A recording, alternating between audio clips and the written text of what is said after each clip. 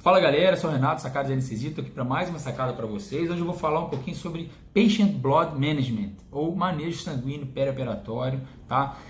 E é muito importante falar sobre transfusão sanguínea, por quê? Porque está em voga, hoje os americanos falam muito disso, eles criaram planos, né, e estratégias para poder diminuir taxa de transfusão sanguínea no perioperatório e também para diminuir taxas de sangramento nas cirurgias.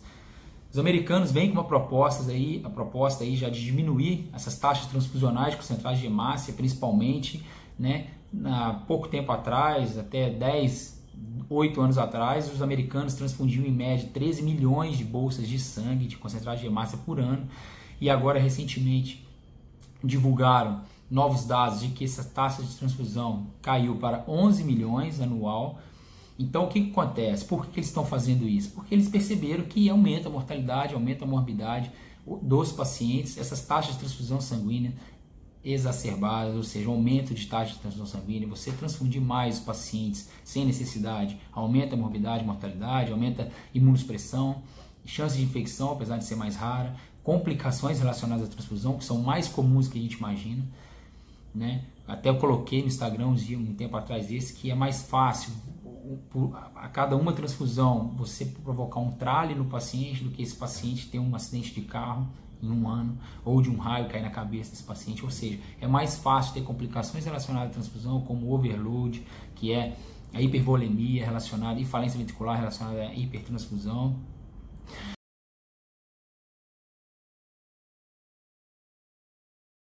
Mas essas taxas de transfusão sanguínea nos Estados Unidos estão caindo muito por conta desse tipo de planos, né, de estratégias de diminuição de taxa de transfusão, que é o Patient Blood Management, mas não caiu tanto ainda mais por conta dos protocolos de transfusão maciça no trauma, que eles tentam mimetizar o sangue total, transfundindo pacotes de concentrado de hemácia, plasma, plaqueta, crio precipitado, até o sangramento ser controlado, que é a ideia da ressuscitação hemostática ou do Damage Control Resuscitation. Beleza, isso é outra coisa. Mas falando no Patient Blood Management, pessoal, o que é importante? O importante é não trazer o paciente anêmico para a cirurgia eletiva, principalmente cirurgia oncológica, pacientes mais caquéticos. A anemia ferropriva ainda é a mais comum. Isso é pouco valorizado ainda, principalmente no Brasil. Então, o que os americanos fazem? Otimizam essa anemia, dão eritropoetina, 300 unidades por quilo, né, por dia, em 4 a 6 semanas antes da cirurgia, ou 600 unidades por quilo semanalmente, 4 a 6 semanas antes. Dão terapia de ferro parenteral, endovenoso, noripurum, por exemplo, ácido fólico ou ferro oral, tá?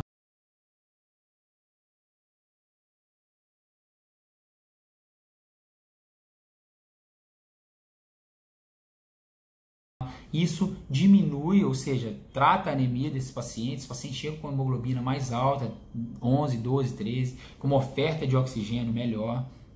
E com isso também diminui a chance desse paciente receber bolsa de sangue no intraoperatório, que dá complicações, aumenta a morbidade, como imunossupressão, aumenta a resposta inflamatória e outras coisas mais, como a gente já sabe, né? A gente tem que evitar trigger points, né? Na verdade, números fixos para poder transfundir. Então a gente não deve se basear em número, né, em isolado de hemoglobina, por exemplo.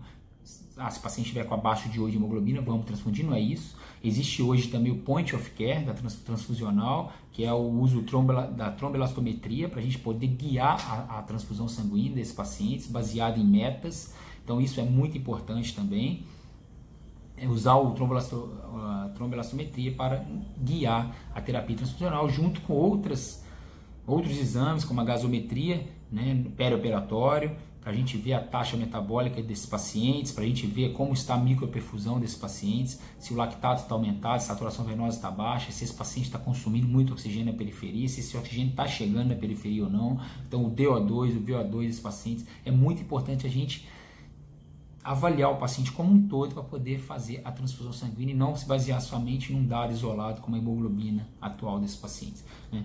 No intraoperatório, esses pacientes devem ser suspensos, os anticoagulantes, né, os chás, as ervas que os pacientes podem tomar e podem aumentar o sangramento, né, como por exemplo ginkgo biloba, por exemplo, e outros chás que a gente conhece. Aspirina, lógico que a gente não deve suspender a aspirina para pacientes que têm profilaxia secundária, para pacientes que têm profilaxia primária, deve ser avaliado junto com o cardiologista, enfim, mas a gente deve tentar minimizar o sangramento no intraoperatório dos pacientes, utilizando o ácido tranexâmico, dependendo do tipo de cirurgia, do risco do paciente, né? Usando a estratégia de hipotensão permissiva em algumas situações, né? Utilizando aí agentes hemostáticos ou hemoderivados sintéticos, tá? No intraoperatório. E no pós-operatório, pessoal, o Patient Blood Management também atua. Esse plano dos americanos, essa estratégia de evitar a transfusão sanguínea dos americanos, que é o Patient Blood Management, também tem atuação no pós-operatório. E o que eles fazem no pós-operatório? Eles tentam diminuir ao máximo a coleta indesejada ou inadvertida de exames, né? Essas coletas periódicas assim, protocolares, que podem acabar tirando 500, 600 ml de sangue dos pacientes em uma semana, principalmente os pacientes críticos. Isso aumenta a taxa transfusional, então o paciente, no final da internação dele, consome mais bolsas de sangue do que deveria consumir. Quando se retira muito sangue, muitas coletas de exames de sangue, então esses exames, essas coletas têm que ser mais individualizadas, tem que diminuir essas coletas o máximo que possível para poder diminuir a taxa transfusional e diminuir custo hospitalar, aumento de tempo de internação e complicações associadas à transfusão. Beleza, pessoal?